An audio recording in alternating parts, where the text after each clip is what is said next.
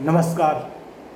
कैसे हैं आप लोग। आशा करता हूँ कि आप लोग अपने अपने घरों में सुरक्षित एवं स्वस्थ होंगे।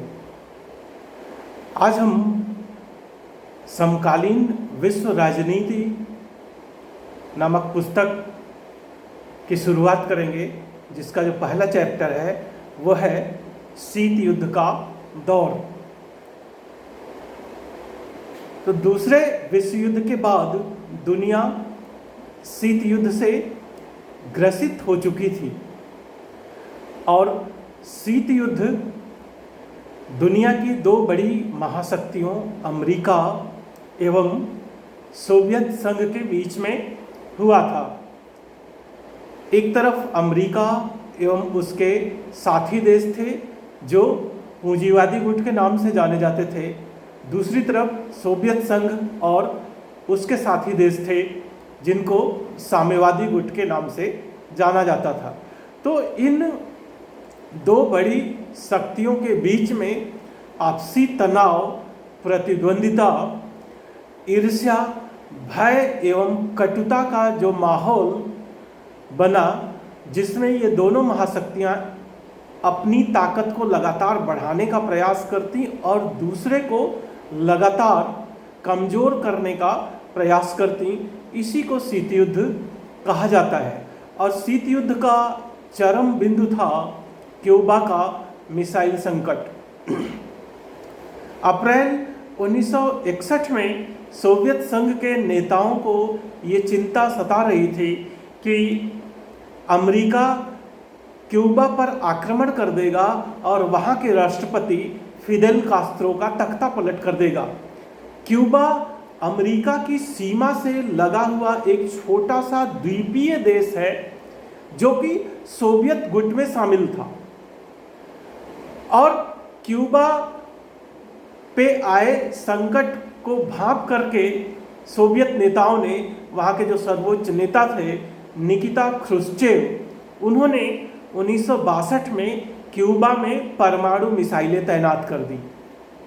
इससे हुआ ये कि अब अमेरिका सोवियत संघ के हमले की जद में आ गया। पहले की तुलना में अब सोवियत संघ कहीं ज़्यादा अमेरिकी भूभाग पर हमले कर सकता था। तो इस तरह से सोवियत संघ की जो स्ट्रेटेजिक पोजीशन थी, रणनीतिक जो पोजीशन थी, वो अमेरिका की तुलना में मजबूत हो गई।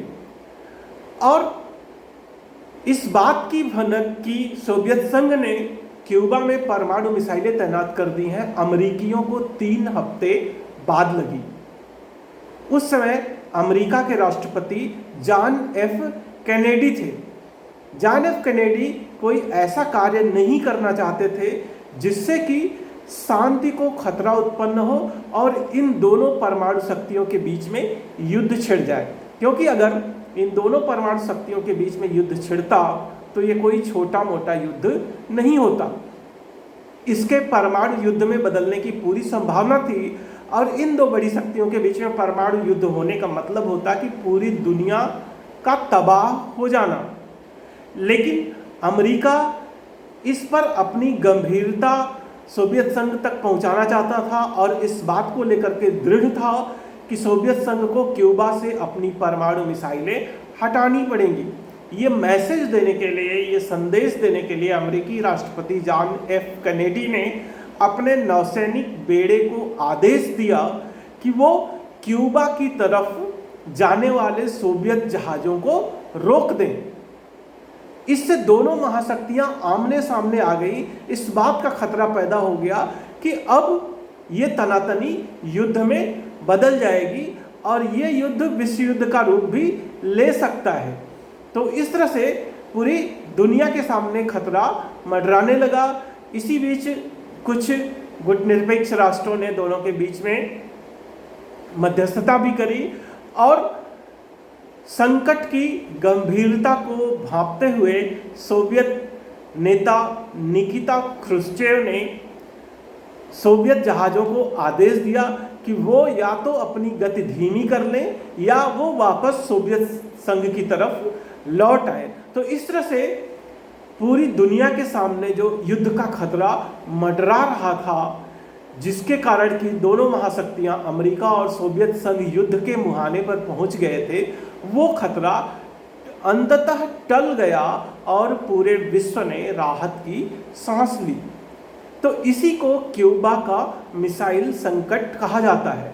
और यह शीत युद्ध का चरम बिंदु इसलिए कहा जाता है कि शीत युद्ध के चलते